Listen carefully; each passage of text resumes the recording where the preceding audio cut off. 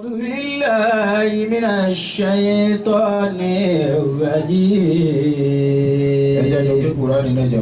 بسم الله الرحمن الرحيم Ọlọ́run ní iná àǹzálí. يا رحمن يا سامع الوراء Allahu akbar. أجب لي بدعواتي ويا كاشف عدوي Ọlọ́run padà lẹ́yìn ọ̀rọ̀.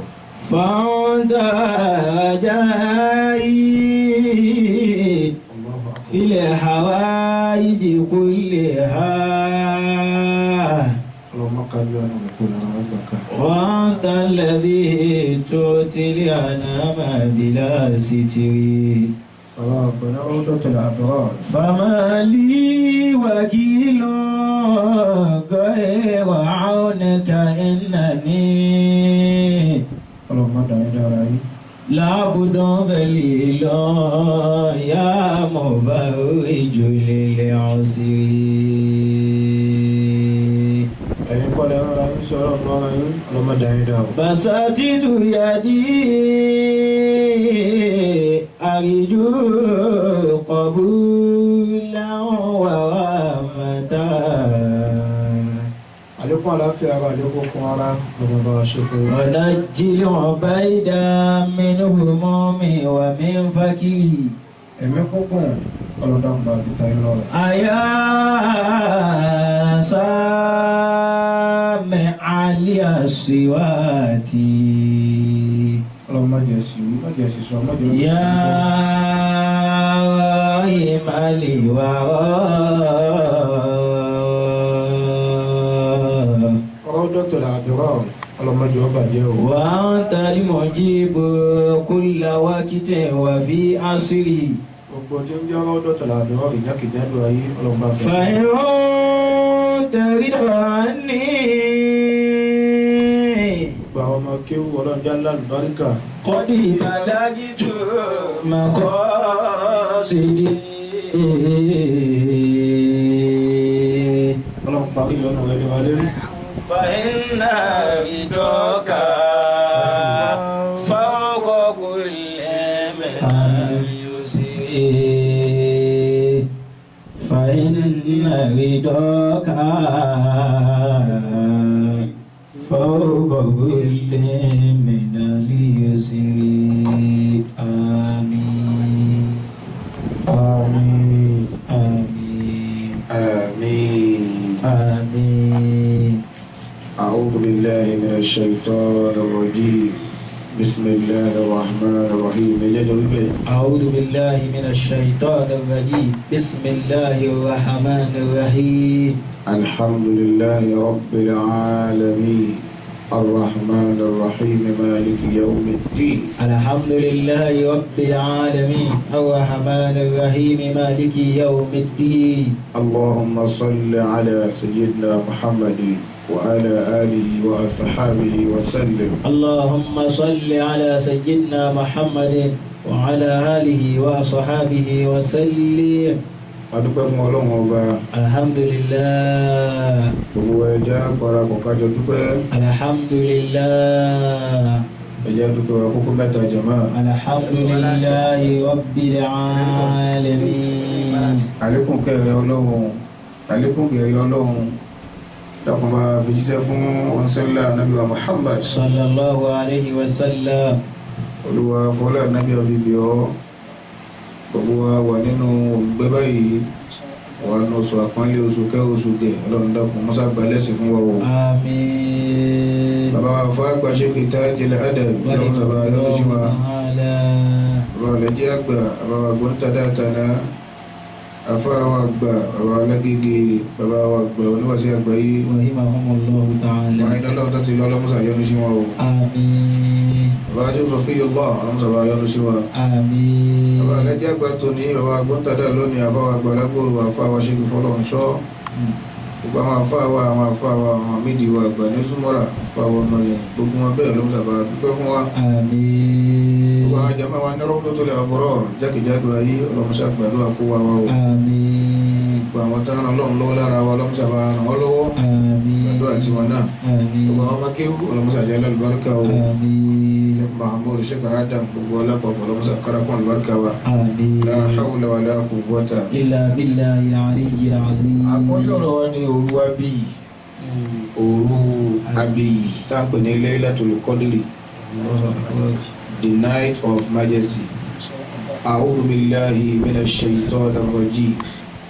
Bismillahir rahmanir rahim. أعوذ بالله من الشيطان الرجيم ẹjẹ́ ló ké Kùránì náà jàmá. بسم الله الرحمن الرحيم Ọlọ́run inna anzalnahu fi laylatil qadr. إنا أنزلناه في ليلة القدر La ilaha illallah. إنا أنزلناه في ليلة القدر وما أدراك ما ليلة القدر. وما أدراك ما ليلة القدر ẹjẹ́ ló ké Kùránì. ليلة القدر خير من ألف شهر تنزل الملائكة والروح فيها بإذن ربهم من كل أمر سلام هي حتى مطلع الفجر. تنزل الملائكة والروح فيها لا إله إلا الله. بإذن ربهم من كل أمر سلام هي سلام هي حتى مطلع الفجر. òru àbí òru Laylatul Qadri. àwọn àfáà wọ́n ní òru náà lálùbáríkà púpọ̀. wọ́n ní oore tí bẹ́ẹ̀ ń bẹ ọ̀pọ̀ púpọ̀. àánú Ọlọ́run bá tó wà nínú rẹ̀ ọlá jùlọ ju gbogbo òru lọ. kódà lọ́dọ̀ gbogbo mùmínì òdodo Laylatul Qadri ó tóbi nínú ọkàn wa, ó tóbi nínú ẹ̀mí wa. gbogbo ọjọ́ ayé lọ́lọ́gà, ọ̀gá ọjọ́ ayé òní ọjọ́ àràfà. gbogbo oṣù lọ́lọ́gà, ọ̀gá oṣù òun ni oṣù Ramadan. gbogbo ìlú lọ́lọ́gà, ọ̀gá ìlú òun ni ìlú Mákà. gbogbo èèyàn lọ́lọ́gà, ọ̀gá wa bára òun là Nábì Muhammad. Sallallahu alaihi wasallam. gbogbo tírà lọ́lọ́gà, ọ̀gá tírà òun là Al-Qur'an. gbogbo ọjọ́ lọ́lọ́gà, ọ̀gá ọjọ́ òun lọ́jọ́ Jímọ̀. kódà gbogbo òru lọ́lọ́gà, ọ̀gá gbogbo òru òun lòru Laylatul Qadri òru àbí. إنا أنزلناه في ليلة القدر òru Laylatul Qadri. إنا أنزلناه في ليلة القدر. bàbá Laylatul Qadri ọlọ́lùbáríkà ń tòótọ́. àwọn nǹkan tó fà á tóbi lálùbáríkà ọ̀pọ̀ àlè kátàn. àkọ́kọ́ ń bẹ̀ òun ni àyà tó ń ké ní wípé inna anzalnahu fi laylatil qadr. إنا أنزلناه في ليلة القدر. ọlọ́dẹ òru Laylatul Qadri àwa la sàálẹ́sà pẹ̀lú sísọ ọ̀gá tírà kalẹ̀ ní òrùjọ́ náà. àfáà àgbà Abdullahi ibn Abbas radiyallahu anhuma àwọn náà fún wọn labari wọ́n ní Ọlọ́hun Ọba anzalallahu al-Qur'ana al-Karima jumlatan wahidatan min al-lawhi al-mahfudhi ila bayti al-izzati min as-sama'i ad-dunya fi laylatil qadri. alukurani lódìdí alukurani bá ti máa ń ké lódìdí ni ọlọ́wọ́n bá sọ kalẹ̀ bẹ́ẹ̀ láti lóyìn máa fúsì lọ́dọ̀ rẹ̀ lọ́hùn àwa sọ wá Baytul Izza ilé ńláńlá ní sánmà àtayé ní àyájọ́ òru Laylatul Qadri lẹ́yìn wá gbà náà ọlọ́wọ́n wá mú kalẹ̀ fún ànábì ìwọ̀n mú wá fún ànábì lẹ́sẹ̀ẹ́sọ ọwọ́ mú wá fún ànábì fún 23 years. Allahu akbar. àmọ́ ìta fẹ́ ló ń bẹ̀ àyájọ́ Laylatul Qadri ní Kùránì dé lọ́lọ́wọ́n bá fi sọ pé inna anzalnahu fi Laylatil Qadri. Inna anzalnahu fi Laylatil Qadri. ó ní àwa la sọ Kùránì kalẹ̀ ní òru àbí òru àlùbáríkà ọ̀rọ̀ níbi ọba yẹ wà mọ́ àdìrọ́ọ̀kà máa Laylatul Qadri. Wa ma adraka ma Laylatul Qadri. ọ̀rọ̀ ní kí ló fi mẹ́ ìwà nábì òru Laylatul Qadri bó ti tó lọ́dọ̀ wa bó ti ní ìtó bó ti lálùbáríkà tó bó ti ga tó wà níbi bó ló ti mà ọ̀rẹ́ àbọ̀ ọba wa mọ̀ bẹ́ẹ̀ máa wá gbọ́. Laylatul Qadri. ọ̀rẹ́ òru Laylatul Qadri òru kan ṣoṣo tí ń bẹ nínú Ramadan òru ọyọ kan lọ níbẹ̀ bá mọ̀ bẹ́ẹ̀. Khayrun min alfi shahr. Khayrun min alfi shahr. ọlọ́ni ó lóore ọlá jùlọ ọlá lùbáríkà ju ẹgbẹ̀rún oṣù lọ. ẹgbẹ̀rún oṣù àdúgbò nẹ́bì oṣù kọ̀ọ̀kan lọ́nà 1000 months ọlọ́ni ìbádà iṣẹ́ rẹ̀ ìwà rẹ̀ ìrìn rẹ̀ tẹ́ bá ṣe lóru Laylatul Qadri ó lóore ju ìtẹ́ bá ṣe fún ẹgbẹ̀rún oṣù lọ. Laylatul Qadri khayrun min alfi shahr. àwọn tó lè mú mi nì ayàtà kẹ́yìn pé Laylatul Qadri khayrun min alfi shahr àwọn àfáàní ìṣẹ̀lẹ̀ lálá kan ló ṣẹlẹ̀ anábì ilé àánú wa púpọ̀ ẹ̀ sì yóò bá anábì ìṣẹ̀lẹ̀ ńláńlá wọ́n ní àwọn kan nínú àwọn ọmọ Ísírẹ́lì wọ́n wá dùn anábì wọ́n wá fún anábì ní làbárì kódà Abdullahi ibn Abbas lọ́gbọ̀rọ̀ náà wá wọ́n ní dhukira inda rasulillahi rajulun min bani Israila wọ́n sọ̀rọ̀ nípa arákùnrin kan náà ọmọ Ísírẹ́lì fún anábì àwọn sàábì anábì ń bẹ́lẹ́gbẹ́ anábì ń jọ náà wọ́n lẹ́ni táwí wọ́n lọ jagun fún ẹgbẹ̀rún oṣù tabasi ó ṣe dédé 83 years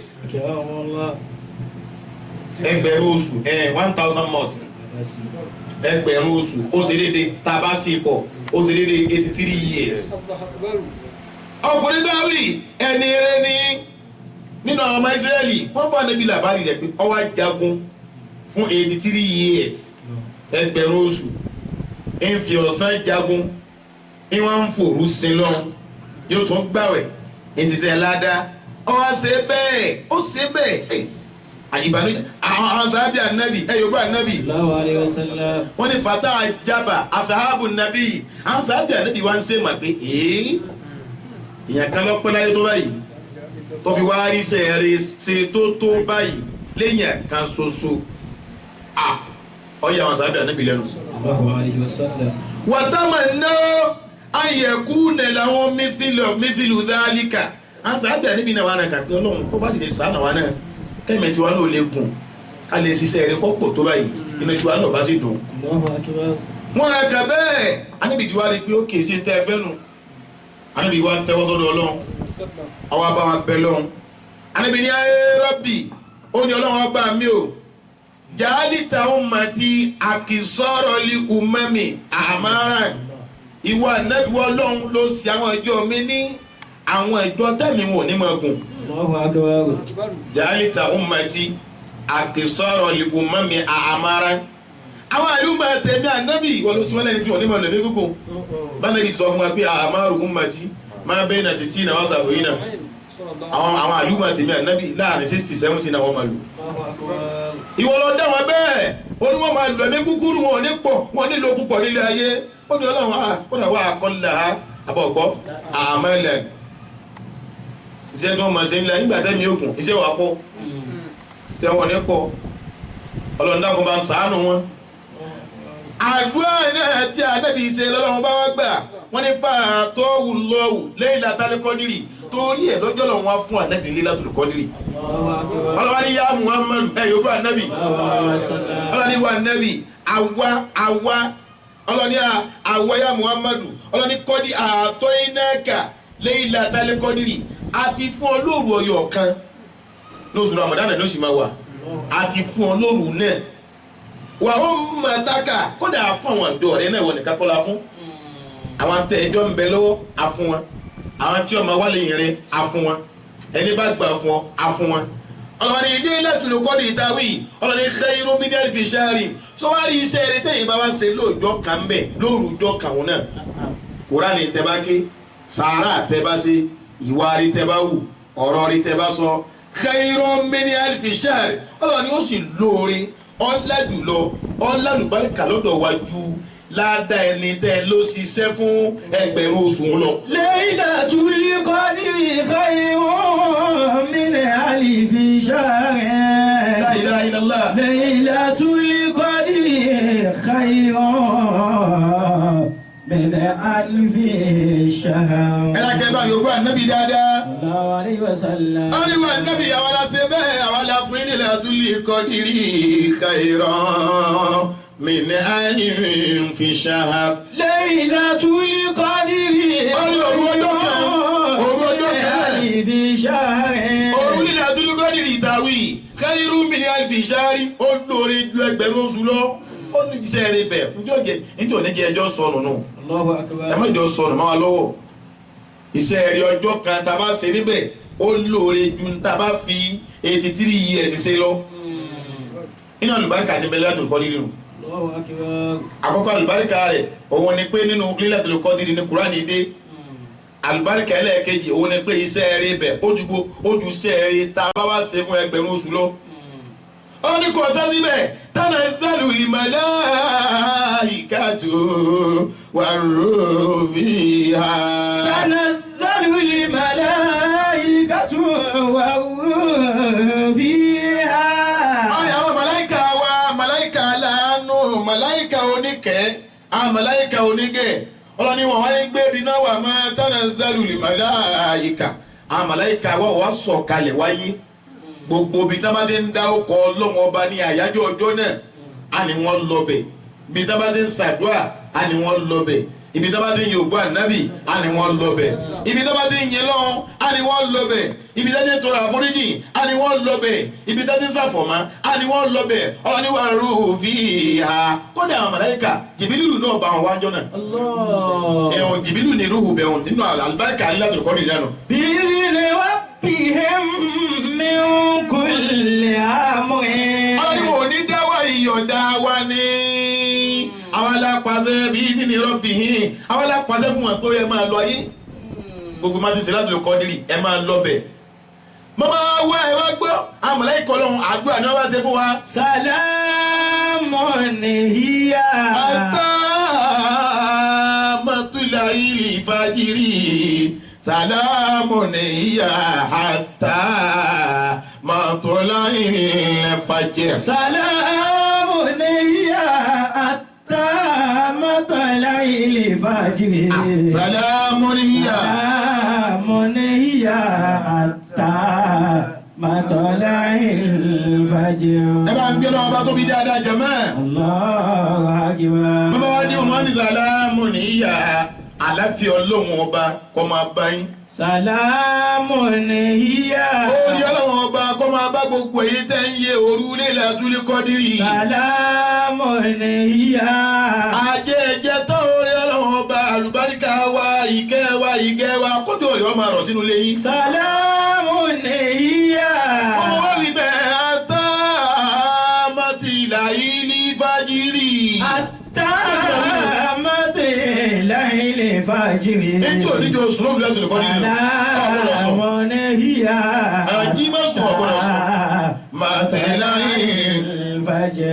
ẹ lákẹ́ bá gbé Ọlọ́run ọba tóbi dáadáa. Allahu akbar. sẹ́ni bọ́lá àlùbáríkà àbí ọ̀là àlùbáríkà kìkì dá pé ilé tẹ́ bá ti ń ṣe Laylatul Qadri gan àwọn màláíkà ó jókòó síbẹ̀ kò tó lọ́tọ̀. Inna anzalnahu fi laylatin ọ̀yá mubarak. ọ̀yá yìí. Inna kunna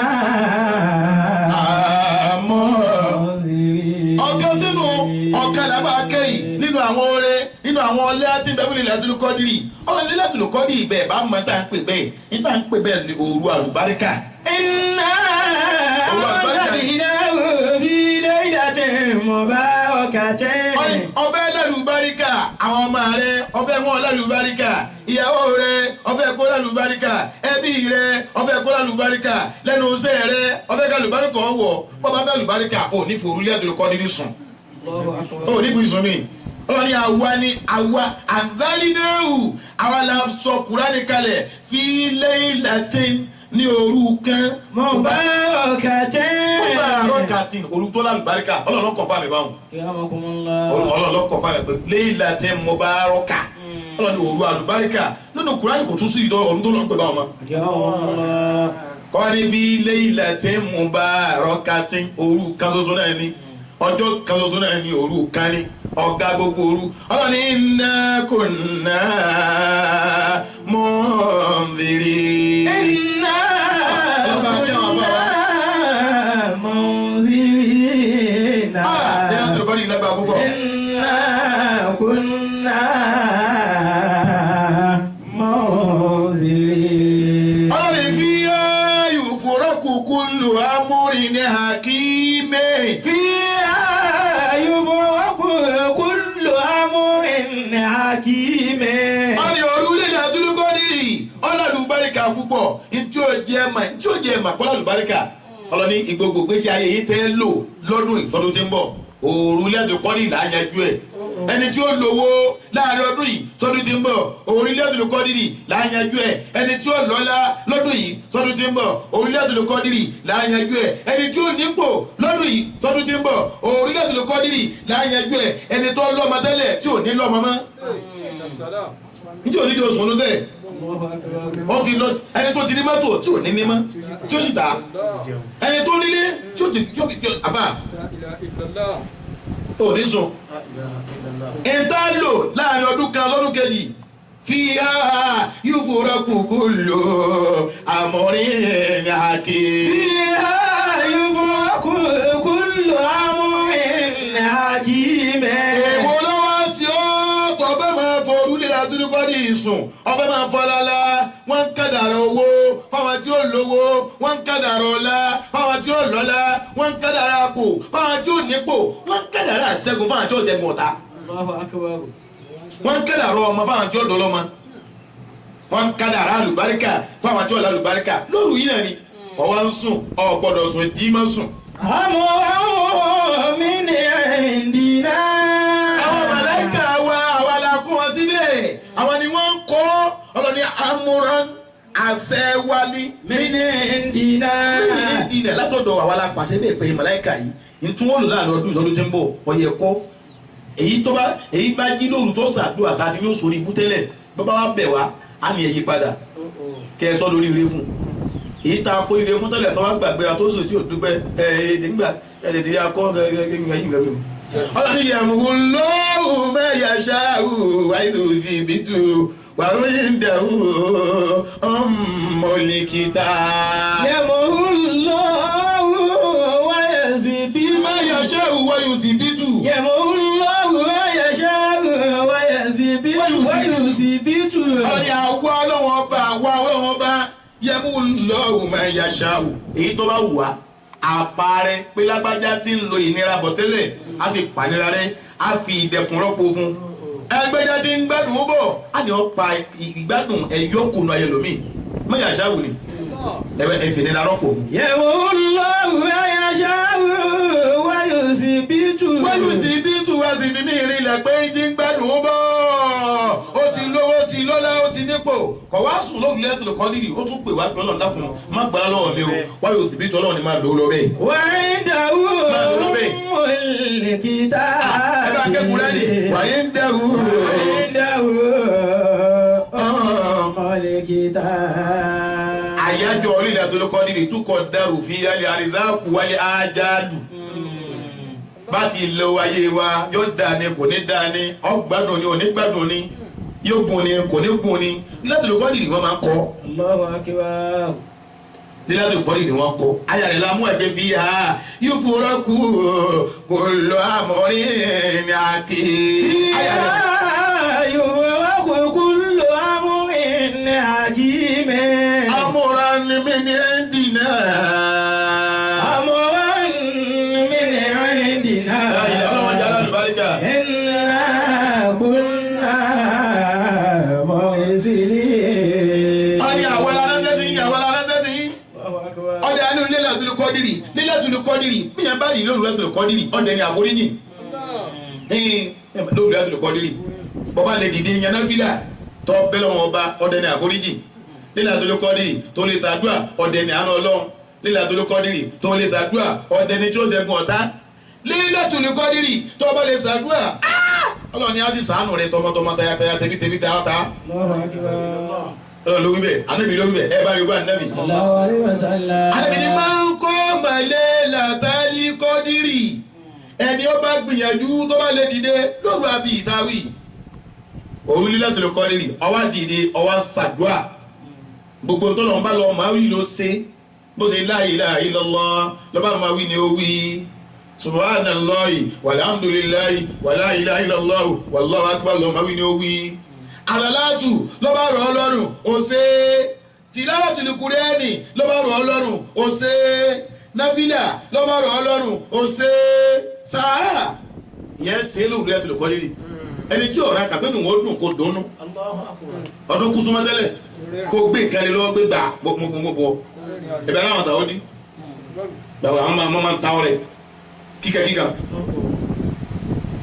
wọn dùn yẹn nù ẹ̀dẹ̀ bí pọ̀ lóru Lailatul Qadri ẹ̀wù wa rẹ kọ́lẹ̀ yìí tẹ níyàwó ẹ̀dùnyàwó inú ẹ̀ tó jí wọ́n tó mọ̀ ìhun yàtọ̀ ẹ̀yìn tí wọ́n mọ̀ yàtọ̀ pé bàbá wa ní Lailatul Qadri bẹ́ta bàbá sọ ma ẹ̀dùn ọmọ inú àmọ́ kékèké ẹ̀rà kan fún wọn pé Lailatul Qadri ìdánsẹ́ lónìí ẹ̀dí wọ́n mọ̀ yàtọ̀ Ànábì ní máa ń kọ́ máa Lailatul Qadri ẹ̀sìn Yorùbá Ànábì ẹnikẹ́ni tó bá dìde yẹn náfílà tó sin Ọlọ́run ọba tó pèyàwó Ọlọ́run ọba lóru Lailatul Qadri Ànábì wa ní ìmánà àwọn adínú ọkàn rẹ̀ abapọ̀ gbọ́lọ́wọ́ ọba gbọ́ ó sì gba Ànábì gbọ́ ọgbà àwọn tírà gbọ́ ọgbà àwọn òjíṣẹ́ gbọ́ ọgbà ọjọ́ àlèkìyàmà gbọ́ ọlọ́ni wá Ànábì ní wọ́n ti sábà tó tún wá fọkàn sí pé òun ọgbà ládàá lọ́dọ̀ Ọlọ́run àwọn mọ̀mọ́ nínú tó tún fọkàn sí pé àdọ́ Ọlọ́run láti gbẹ̀sẹ̀ tà láti gbẹ̀sán Ànábì ní gùfìrà làwọn máa ń takọ́ dẹ́mà mi ń dábì yìí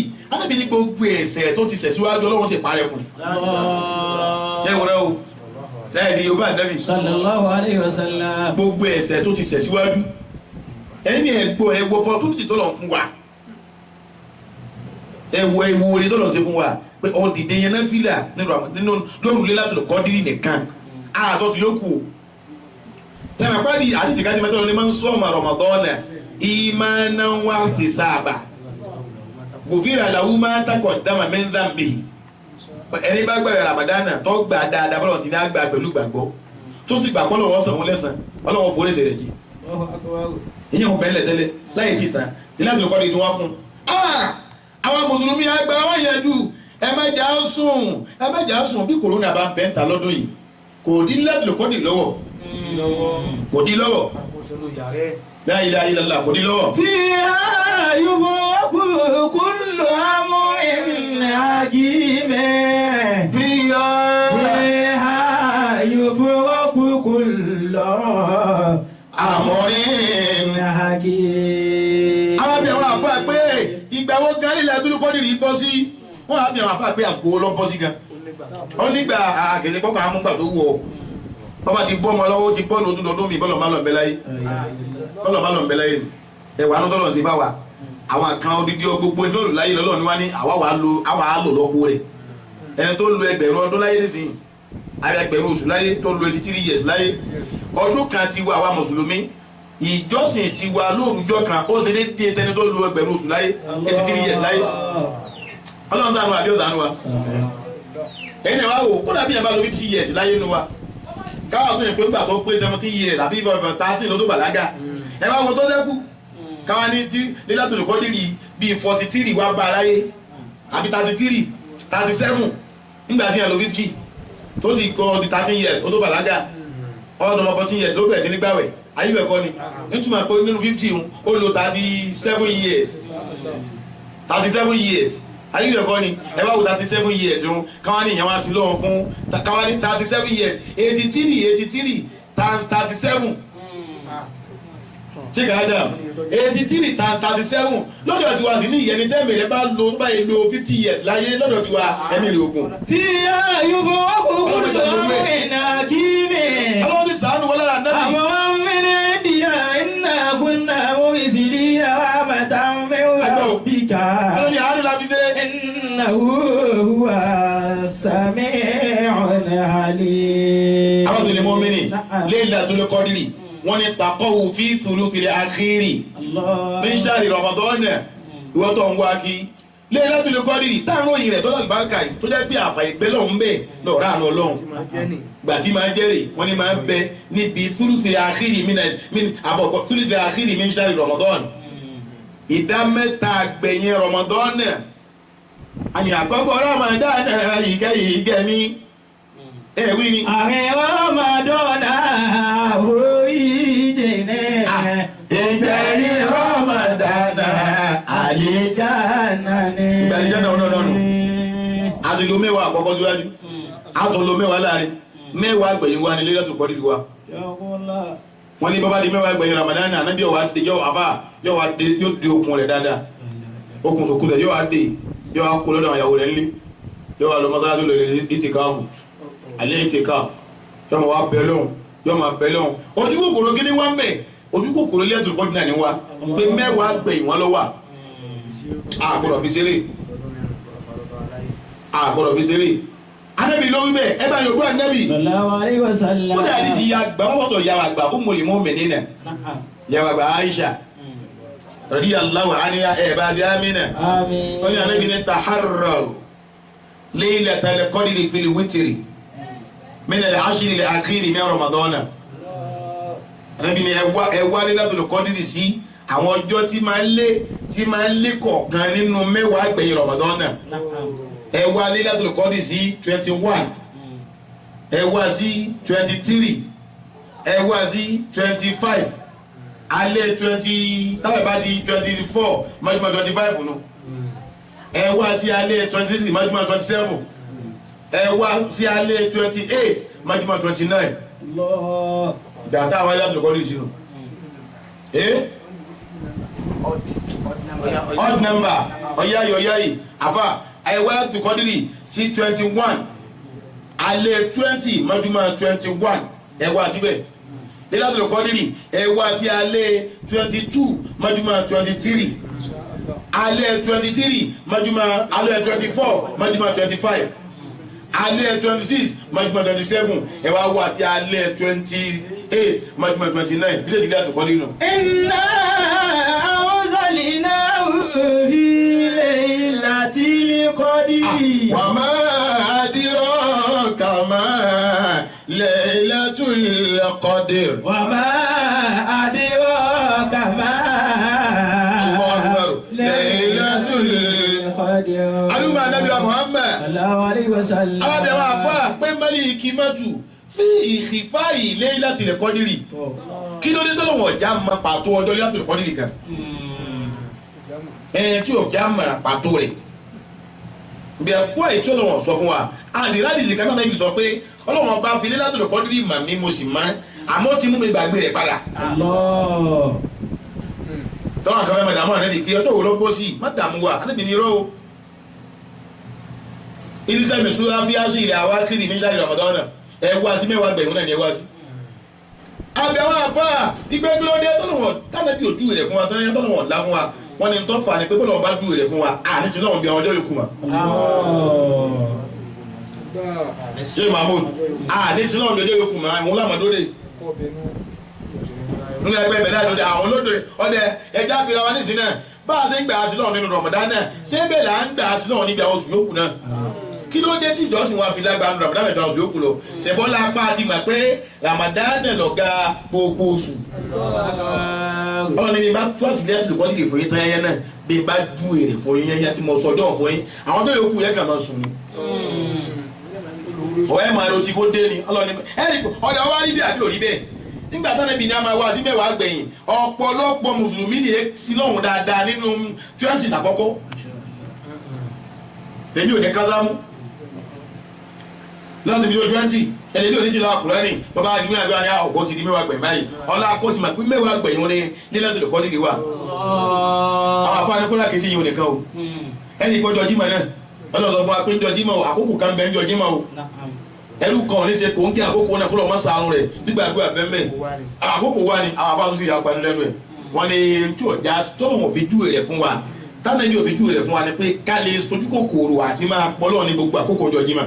Inna anzalnahu fi laylatil qadri. ọ̀dẹ̀ àwọn ni ó kọ̀ kan bẹ nínú àwọn ó kọ̀ ọlọ́run wọ́n ní ọlọ́run ní èmi mo ló kọ 99 ayíbẹ̀kọ́ ni mo ló kọ 100 mo wá gbé 99 jáde ọwá kú ó kọ́ ọlọ́run níbẹ̀ lọ o àmì ìta nǹkan bẹ́ẹ̀ nù wọ́n lọ ẹ̀kan mo fi pamọ́ ọlọ́run ọkọ̀ kan bẹ́ẹ̀ náà ó kọ̀ mi bí mẹ́nu ìtẹ́ ẹ̀mọ́ náà ni bí ò sí ń bẹ̀ ni ọlọ́run ní èmi nìkan mọ́ ma èyàn fi màá yín mọ́ ma mo fi pamọ́ wọ́n ní wáyé tó lọ́n fi wá fi pamọ́ àwọn àfáà tó lọ́n fi pamọ́ ni pé kẹ́lẹ́ bá a máa pe gbogbo ọkọ̀ lóhùn ẹ wá pé ṣé yìí lọ jẹ́ ni àbẹ́lẹ́ yìí ṣé yìí lọ jẹ́ ni àbẹ́lẹ́ yìí kẹ́lẹ́ bá a sórí rẹ bẹ́ẹ̀ lọ́jọ́ ayé wa tá a wá ẹni máa ní àfáà kìlómítà mọ́jọ́ tá kù ẹ̀ẹ́dẹ́ mọ́jọ́ tẹ̀ kù a ò lè máa ọdún iná lọ́à iná ilmu sáàtì wàyí náà sí ìlú kẹ́ńtà wáyà rẹ̀ mo máa fi yàrá hàmì wà máa tẹ̀lé nafsun máa dá tẹ̀kísìbù gàdá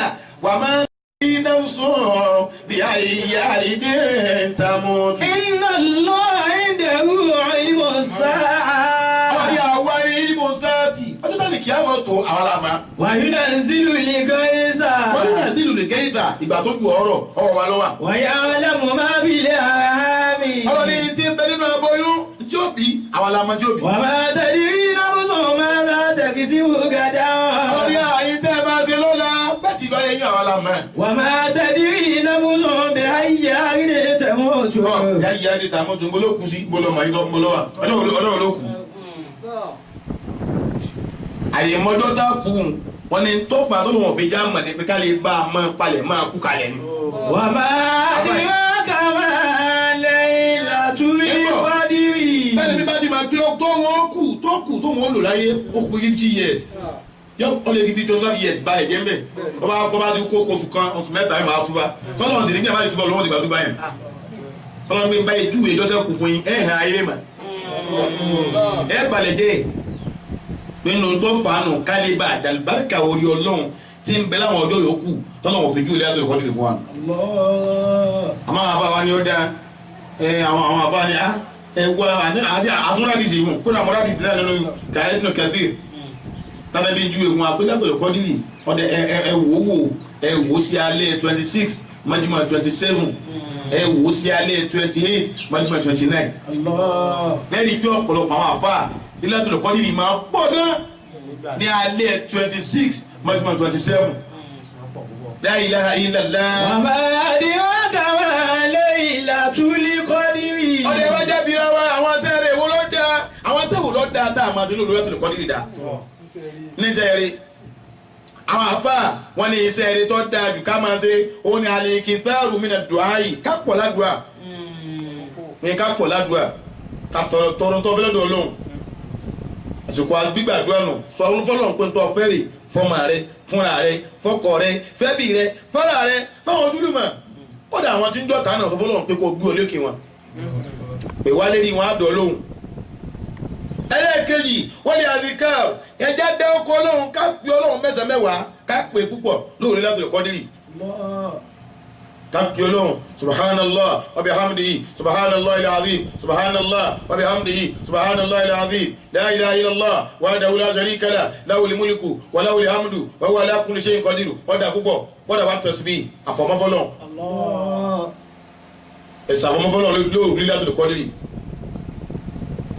kódà wọ́n sùwárù lọ ilé etíkà wọ́n sùwárù lọ ilé etíkà mí nà nìran nínú Lailatul Qadri nínú tá à ń tọ́ lọ́dọ̀ Ọlọ́run ní pẹ́lú ọ̀dàkùn mọ́sà bọ okùn náà kò lọ́rùn mi kálukú ló lẹ́sùn tiẹ̀ díndẹ̀ lẹ́kì kálukú lọ lálẹ́ jẹ́ nọ́ọ̀sù tiẹ̀ tí ń tẹ̀lé kí ànábì lọ́lọ́run ló ti ń bẹ̀mí ṣẹ́gun tèmi mo ti ṣẹ́gun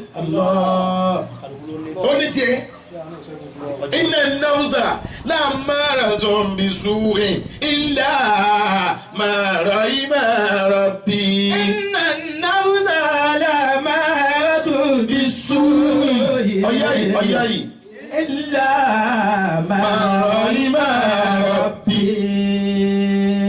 alukulu lè sùn tiẹ̀ tí ń bá jáde. Wa ma ubari'u nafsi. ànábì ọlọ́run ní wíyí ní wíyí o. Inna an-nafsa lammaratun bisu'i. lammaratun bisu'i illa ma rahima rabbi.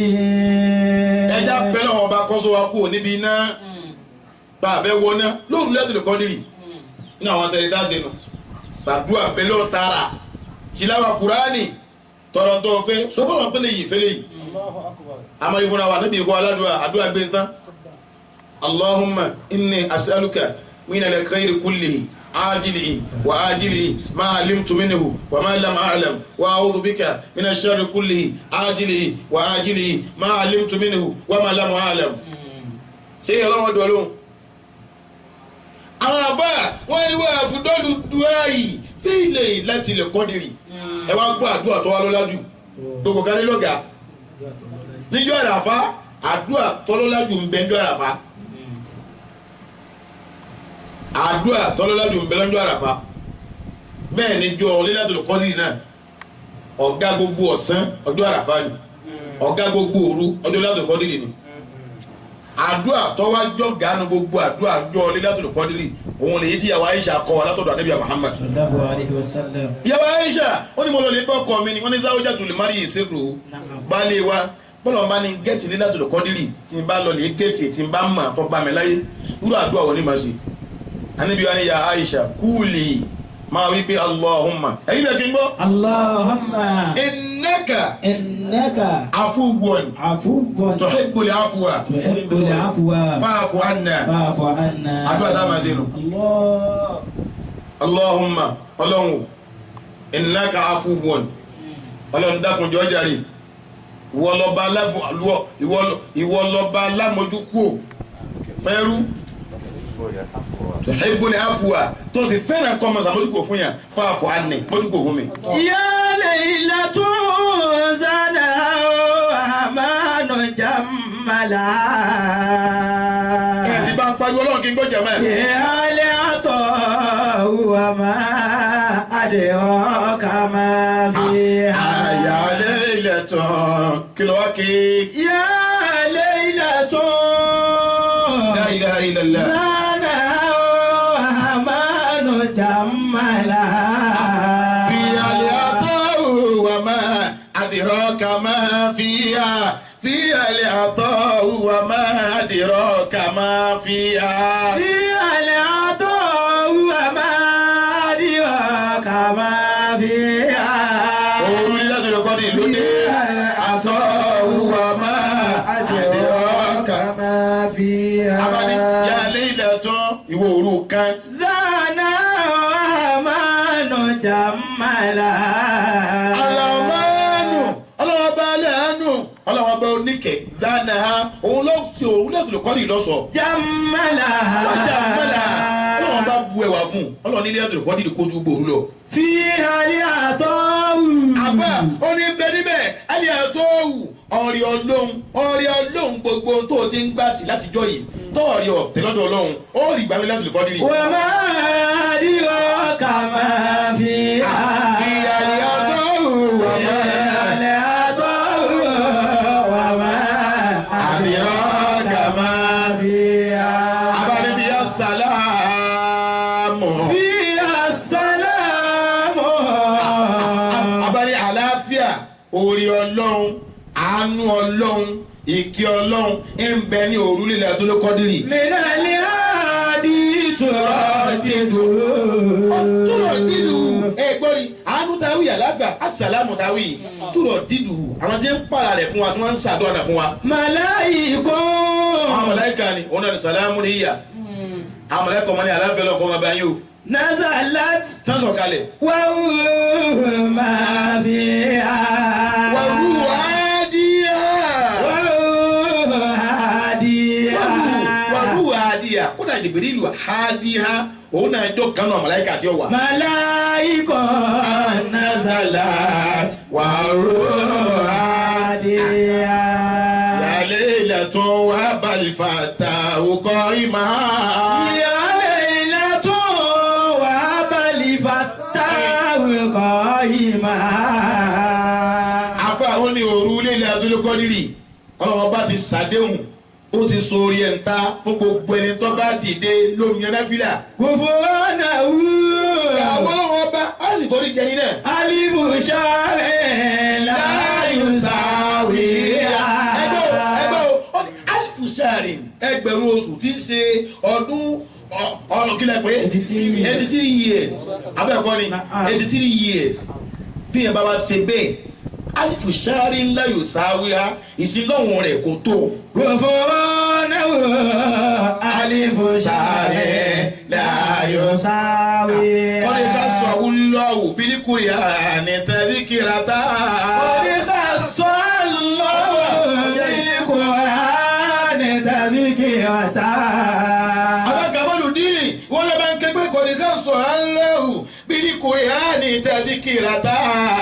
Kọ́ni ká sọ lọ́wọ́ bílíkùrì tadhkirata.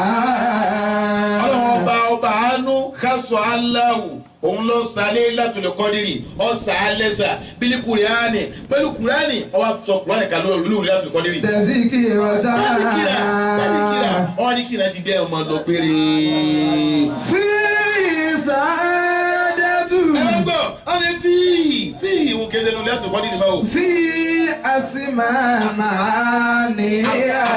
fi sa'adatu orí ilé ayé wa kùránì ló bá dé kùránì sọ̀kalẹ̀ lóru ọ̀gá òru ọ̀gá tírà ó sọ̀kalẹ̀ ní ọ̀gá òru nínú ọ̀gá oṣù fún ọ̀gá ẹrú Ọlọ́run. fi sa'adatu fi asma ma'aniha.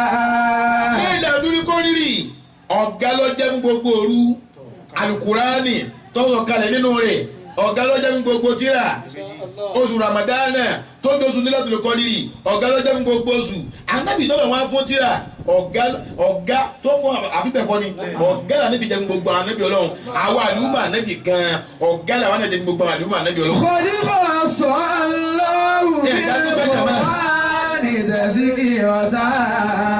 abẹ́rẹ́ fákìtẹ̀ ní múlẹ̀ ilẹ̀ tán táyà nufusu biha.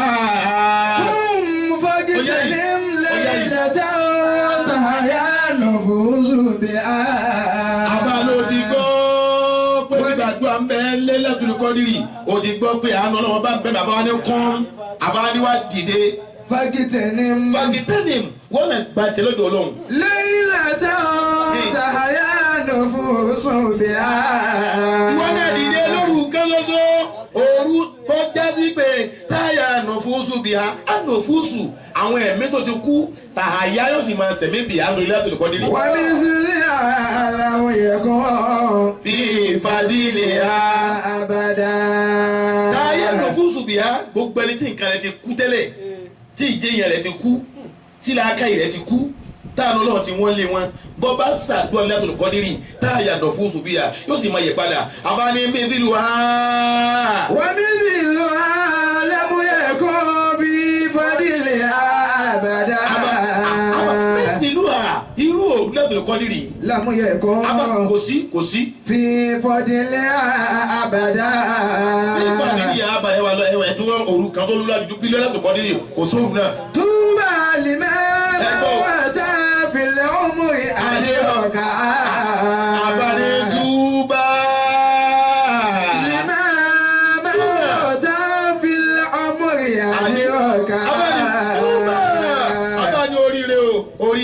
oríire o lima marra ta fẹ o mori yadira kaha fẹni tó lọ ń bá Laylatul Qadri ọba bá lẹ́ẹ̀kan ṣoṣo ẹgbẹ́ o ẹ̀ẹ̀kan ṣoṣo marra ta ẹwọ yẹn tó ti bá wa ibà ti kéré tó yìí ẹwọ yẹn tó ti bá wa ẹ̀yin bàbá wa tẹ́lẹ̀ wá tẹ́lẹ̀ wọ ẹ̀yìn ya wa ẹwọ yẹn tó ti bá tó lọ ń bá Laylatul Qadri ìbá lẹ́ẹ̀kan àfààní oríṣiríṣi ló jẹ́ fún ọ.